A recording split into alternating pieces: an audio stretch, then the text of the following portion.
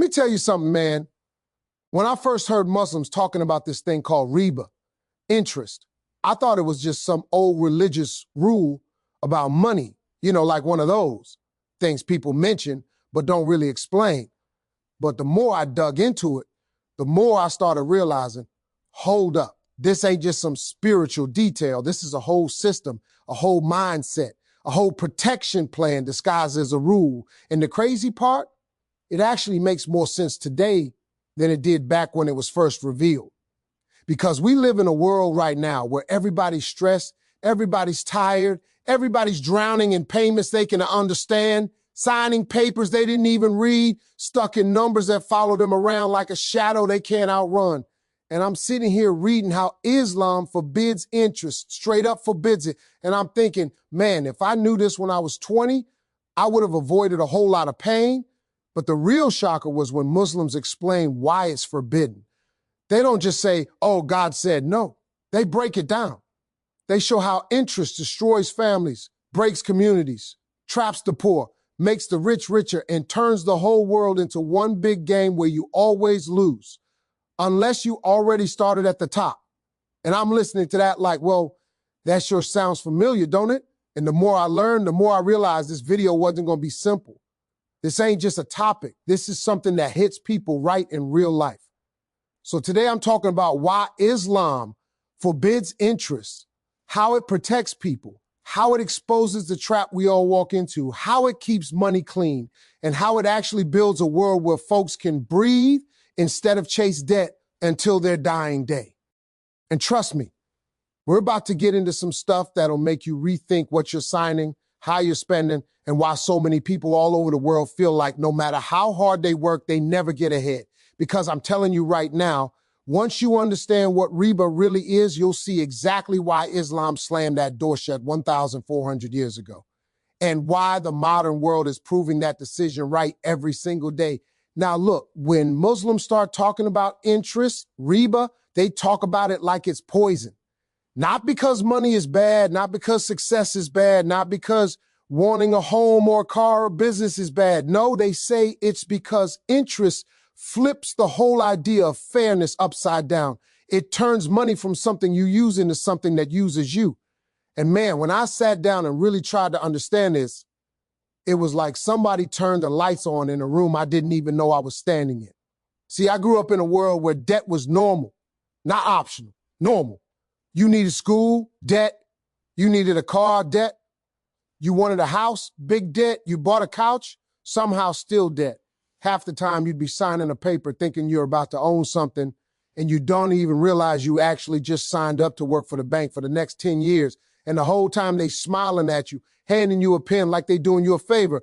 So I asked a Muslim brother once, man, why is Islam so strict about interest? Why is it such a big deal? And he looked at me and said, Steve, interest is when you make money off someone else's pain. And that sentence stuck with me because the more I thought about it, the more I saw it everywhere. Credit cards, student loans, mortgages, car payments. It's all the same machine. You take money from somebody when they're desperate, and then you lock them in so tight that even when they pay back, the original amount, they still owe you double, sometimes triple. And I ain't saying this like some outsider. I've been there. I know what it's like to feel chained to a number. I know what it's like to wake up and the first thing on your mind is a bill. I know what it's like to work, and no matter how hard you push, the balance barely moves. And that's when I understood Islam ain't trying to stop people from living. It's trying to stop people from being owned.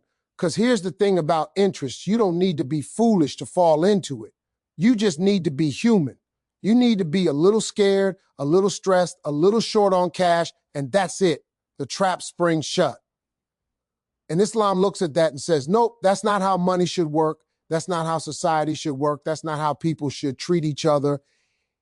In Islam, money is supposed to move. It's supposed to help people build things, lift communities. You can invest, you can partner, you can share profits, you can share risks, you can build businesses, you can grow wealth. But you can't just sit back, lend somebody $1 and demand $2 back without lifting a finger. Because in Islam, that's considered the most unfair deal in history. One person always wins, the other always loses. And you know what's crazy? You don't even have to believe in Islam to see that this makes sense. Look around the world right now. How many people do you know who are actually free? Not financially comfortable. I'm talking free. No loan, no debt, no card payments hanging over their head. It's rare. Almost nobody. And when a system produces that much struggle for that many people, something ain't right. Islam says interest is forbidden because it leads to injustice. It creates two classes of people, the ones who own everything and the ones who owe everything. And tell me that doesn't sound like modern world. Go ahead, tell me that ain't exactly what we see. Let me paint it like this. You want to buy a $20,000 car. The bank says, sure, we'll help you. Then 10 years later, you realize you paid $35,000 for a $20,000 car and you still owe money. How did that happen? Interest. You want to go to school. The system says, no problem, here's a loan. Now you're 35 years old, married with kids, still paying off a decision you made at 18. How did that happen? Interest. And don't even get me started on houses. You buy a house thinking you're building a future. And by the time you finish paying that 30-year mortgage, the bank made more money off that house than you did living in it. Islam basically said, we're not doing that. We're not letting one person sit back and profit off another person's struggle. If you want to make money, fine, work for it. Build with someone, invest in them, share the risk, but don't lock people into a lifetime of owing you more than what you gave. And let me tell you, as a grown man who has lived long enough to see what money does to people, this hit me deep because I've seen folks lose marriages over debt. I've seen families break under the pressure. I've seen people fall into depression because no matter how hard they work, the numbers don't move. And Islam is saying, we're not building a society where money breaks people. We're building a society where money supports people. But here's the part that really blew my mind. Muslims ain't just told to avoid interest. They're encouraged to build alternatives, halal business models, profit sharing, partnerships, risk sharing systems, lending without expecting extra, helping someone get on their feet without trapping them. And the more I learned, the more I realized something. Islam didn't just forbid interest, it replaced it with fairness. Think about that. Most systems will tell you what not to do, but they won't give you a better way to do it. Islam said, don't take interest, but here's how to do business right. Don't trap people, but here's how to help them grow. Don't build wealth on someone else's tears, but here's a wealth system based on shared success. And honestly, that changed my whole perspective. Because growing up, nobody told me money had a moral side. They told me to save it, spend it, earn it, but nobody said money can be ethical. Money can be clean. Money can actually help people instead of crushing them. Islam teaches that, plain and simple. And the more I listen, the more I realize Muslims ain't scared of money. They just don't want money to turn into a weapon. They don't want money becoming a reason someone can't sleep at night. They don't want money becoming a chain that wraps around your neck. They want it to be a tool that builds, not destroys. So when Muslims say Riba is forbidden, they're not trying to be strict for no reason. They're trying to protect you from a system that benefits a few and suffocates everyone else. They're trying to keep you from falling into a hole that takes decades to climb out of. They're trying to keep the world fair, or at least fairer than it is. And if I'm being honest, after everything I've seen, everything I've struggled through, everything I've learned the hard way, I kind of wish more people talked about money this way. Because if there's one thing everybody in this world needs, it's financial peace. And Islam, in its own unique way, is saying, let's give people a chance to breathe. When I kept asking Muslims why interest was such a big deal, one of them said something that stuck with me for days. He said, Steve, Riba doesn't just take money, it takes dignity. And when he said that, I felt that in my chest. Because if you've ever owed money, really owed money, you know exactly what he meant. You know what it's like to avoid phone calls, to circle dates on your calendar you don't want to see, to walk around pretending everything's fine when inside you feel like you're sinking. And you tell yourself, it's my fault. I signed the papers. But nobody tells you that the whole system was designed for you to sign before you even understood. So Muslims look at that and they say, we're not putting a human being into that position. They believe money should never have the power to humiliate someone. And when I heard that, I realized something. The Western world treats debt like a normal part of life, but Islam treats it like a burden that should be avoided at all costs. A weight you don't put on your own shoulders unless you absolutely have to. And the more I talked to people, the more I saw how different that mindset really is. Because in so many places today, we treat Riba like it's air. You can't live without it. Everything is structured around it. And if you try to step outside that system, folks look at you like you're crazy. But in Islam, stepping outside of it is the goal. Staying clean from it is success. Staying free from it is freedom. And I started thinking back on all the people I've known throughout my life. Good people, hardworking people, people who deserve better. And I realized how many of them weren't poor because they didn't work. They weren't struggling because they were lazy. They were stuck because every time they made $1, the system took $2. They were living lives where they were punished for being in need. And when Islam forbids interest, it is literally saying need should never be punished. And that idea right there, that's powerful, because in the modern world, interest has become this invisible pressure. You don't see it, you don't hear it, but you feel it every single month.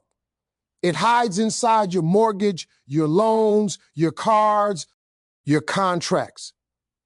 It hides inside your late fees, your penalties, your fine print. It hides in that little line that says APR, and you don't realize that tiny line is about to shape your next decade. And Muslims are over here saying, if you help someone, help them for real. Don't help them so you can trap them. And man, that's the part I kept replaying in my mind, because interest always starts as help. You walk into a bank nervous, unsure, stressed, and the banker sits you down like he's your friend. He smiles like he understands you. He hands you papers like he's offering you a lifeline. But after that signature dries, that ain't friendship. That's ownership. And Islam says no human should own another human's future like that. No human should have the right to profit endlessly just because someone else fell on hard times. And you can argue with a lot of things, but you can't argue with that moral foundation. It's solid. It's clean. It makes sense. But here's where Islam gets even deeper. They say interest doesn't just hurt individuals. It hurts entire societies. It creates generational imbalance. Kids grow up watching their parents drown in debt. And when they grow up, they start their lives in the exact same hole. And Islam says that's not how society should function. Success shouldn't be decided by what family you were born into or what debts your father signed before you were old enough to spell your own name. And if you think that's exaggerated, look around. You got people in the richest countries in the world who live paycheck to paycheck. People with degrees, jobs, families, responsibilities, still suffocating. And meanwhile, the banks, they're celebrating record profits every single year. And Islam said no to that more than 14 centuries ago. It shut the door on wealth without effort, profit without risk, gain without fairness. Islam says if you want to make more, nay, you got to be part of the journey. If someone wins, you win with them. If they lose, you take the hit too. That's why Islamic finance is built on partnership and real investment, not this sit back, do nothing, squeeze people model we see everywhere today. And when you think deeply, you realize this isn't old-fashioned. This is advanced. This is humane. This is what the world wishes it could go back to. But here's the part that surprised me the most. Muslims told me that even giving charity doesn't replace fixing the system. Meaning you can't break people with interest and then feel good by donating a little extra. Islam says the root problem has to be removed. The structure has to be fair. The whole flow of money has to be built on justice, not exploitation. Charity is good, but justice is better. And that right there, that's wisdom. That's deep. Because we live in a time where a lot of people suffer quietly. They're embarrassed to talk about money. They feel ashamed to admit they're drowning. But the truth is, they're not drowning because they're careless. They're drowning because the tide was designed to pull them out.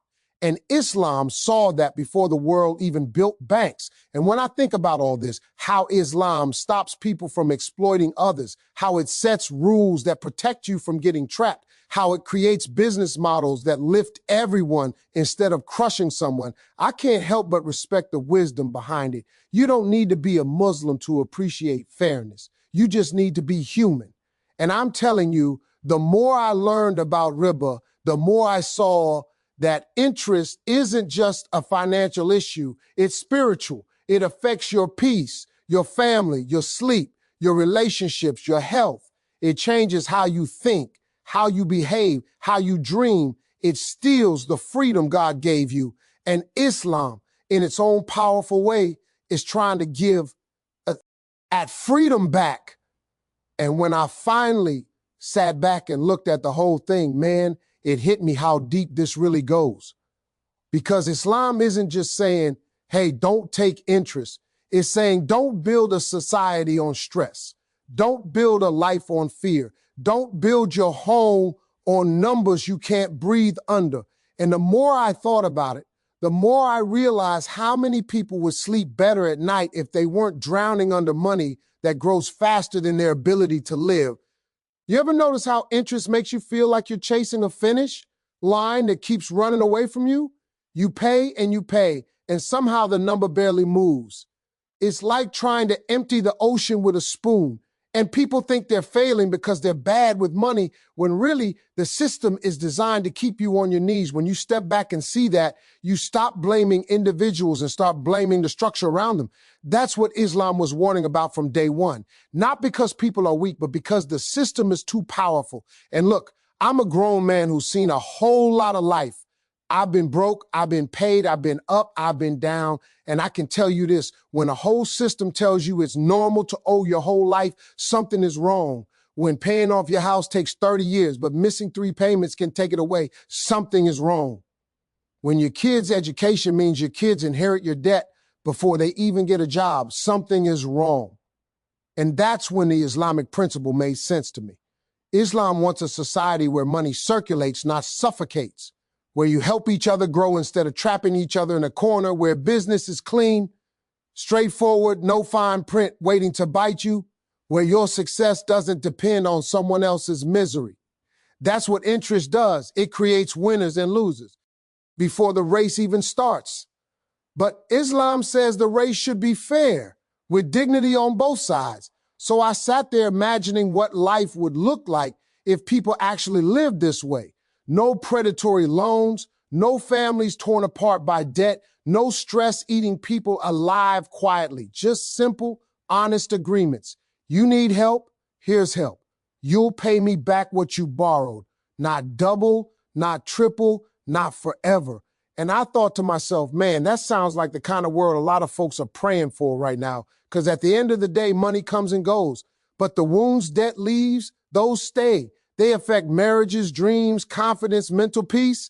And Islam is saying, don't let something so temporary destroy something so precious. When you see it through that lens, forbidding interest isn't some old rule meant to make life harder. It's protection. It's mercy. It's a guardrail against a system that can eat your whole life if you're not careful.